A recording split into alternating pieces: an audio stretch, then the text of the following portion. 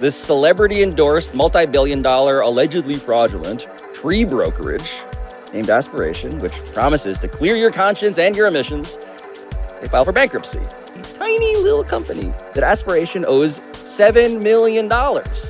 And that LLC's name, David, is what? KL2 Aspire LLC. And what does it list there under manager or member name? Kawhi Leonard.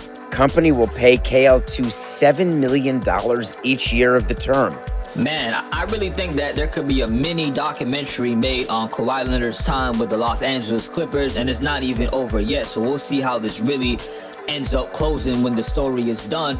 But I want to very quickly say, do y'all remember when Kawhi Leonard's trainer filed a lawsuit against the Clippers, basically saying that he was isolated out of the team's decisions and he was used or manipulated in order to just get Kawhi Leonard as a part of the recruitment deal, since Kawhi really wanted him and knew this trainer for a long time? I did a video on that some time ago, so you can check that out. And now here we are once again with another scandal, you could say, allegedly under the table money from an endorsement deal that was worth $28 million from a company called Aspiration, which was funded by Steve Ballmer, the owner of the Clippers.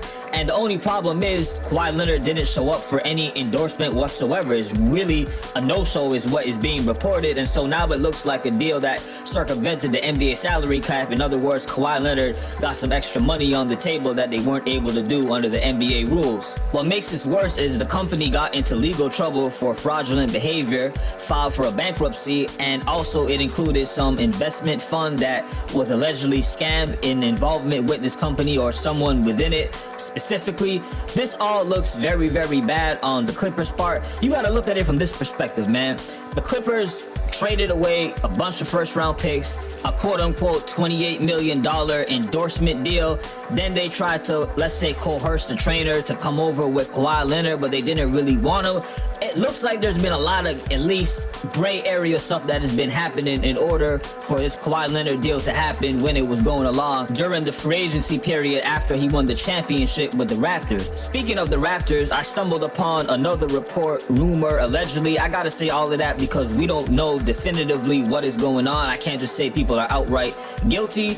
But the report says that Kawhi Leonard apparently asked for a $15 million endorsement deal from the Toronto Raptors owner Larry Tannenbaum when he was deciding if he wanted to return to the Raptors. Another report stated that he wanted Paul George as well. He tried to get Masai to trade Pascal Siakam or some package around that would have brought Paul George and I think Russell Westbrook as well. Masai Ujiri didn't want to do it, and so it kind of fell out. He ended up going to the Clippers. Side note, if you're a Raptors fan, given Kawhi Leonard's injuries that happened over the years after the championship and all of the incentives that he was very much demanding, you may start to wonder, was it a blessing in disguise that it didn't work out given what is going on right now with the Clippers? Just some food for thought. Here's where it gets deeper. The NBA hasn't given out any kind of punishment for a salary cap circumvention in over 25 years. In other words, it's been that long since any team has been even brave enough to try this, or they were smart enough not to get caught. Who knows? The last time this happened was in 1999 with the Minnesota Timberwolves. They signed Joe Smith, who was a #1 draft pick, I believe, for $86 million over 7 years. They were caught, and the penalties included them forfeiting 5 first-round picks. They got 2 back, a $3.5 million fine. Their owner was suspended, Glenn Taylor, and the general manager at the time, Kevin McHale, took a leave of absence. Joe Smith, on the other hand, the player involved in all of this, he didn't go unpunished either. His contract was voided, and he lost his bird rights in the process of all this. However, it is 2025 under the current collective bargaining agreement for the NBA. Something like this would cause a $4.5 million fine for the first offense, a $5.5 million fine for a second. They would lose 1 first-round draft pick and potentially the player's contract being voided. I think the NBA is going to be forced into looking into this. When you have a platform like ESPN reporting a story to this magnitude, ESPN obviously being one of the media partners that the NBA works with in their deals, nothing good is going to come out of this in terms of press. And honestly, what Kawhi Leonard and the owners, Clippers, Steve Ballmer, are being accused of reminds me of political corruption, the kind where you have one politician who really wants some funding for his campaign. He goes to somebody who's really rich, and the rich guy says, all right, you know what? We're gonna do a deal. I got multiple companies, large media entities. I'm gonna pay you through one of these companies under the guise of something else, and in exchange, I want legal access to do X, Y, and Z within your country. This is how this stuff kind of works on a even larger scale than the NBA, which is why I believe if there's any significant truth to this story, this will be the end to Kawhi Leonard's career. I don't take any pleasure in saying that. I believe Kawhi Leonard is one of the greats. If he didn't have all the injuries that he did, he would be up there in my top 10.